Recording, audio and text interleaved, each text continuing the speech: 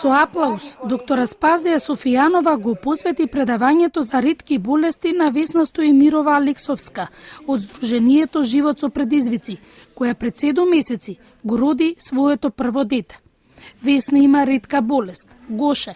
Таа е вистинска хероина и покажа дека со правилна терапија и со огромна позитивна енергија може да се стане мајка. Имаме уште мајки со ретки болести, значи и две пациентки со ХС, едната роди, другата ќе роди допрва, имаме пациент со Вилсон со исто така ќе роди бебе, значи мислам дека растеме во Сдруженијето, во Алијансата, се подмладуваме. Конечно од минатата година се лечиме преку државата, ние како пациенти со Гоше, и добро е тоа што терапијата нема контраиндикации, може да се прима и за време на бременност и за време на доење.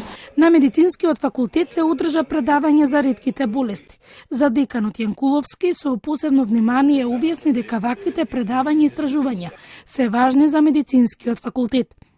Најголем ќе биде успехот во дијагностиката и лекувањето ако сите здружено работиме на проблемите пред се на едукацијата, што поголемата информираност на популацијата и населението и секако дека заедно со фармацевската индустрија нормално ќе треба да се поддржат сите овие активности. За професорите од клиниката за детски болести важно е навременото дијагностицирање и утврдување на причината за болест.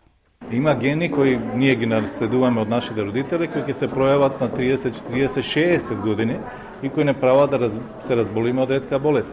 Треба да се каже дека ретка болест може да се најде и во некои многу чести болести, например дијабетес мелитус, е страотно честа болест, има во Македонија некаде 100.000 заболени, меѓутоа некои форми на дијабетес мелитус, на шеќерна болест се навистина ретки и тие треба да се откријат, бидејќи во некој случај за тие има посебен лек. Лековите постепено доаѓаат и тоа оние софистицираните и комплицираните на кои што преку тендерската процедура преку Министерството за здравство веќе ги имаме, а се дела преку клиниката за детски болести. Драго ми е да го прошириме, да ја прошириме палетата на лековите кои што се даваат и јас имав прилика пред 10 дена во Бугарија да видам дека веќе постои институт за ретки болести што верувам дека ќе биде иднината и перспективата за која ќе говориме.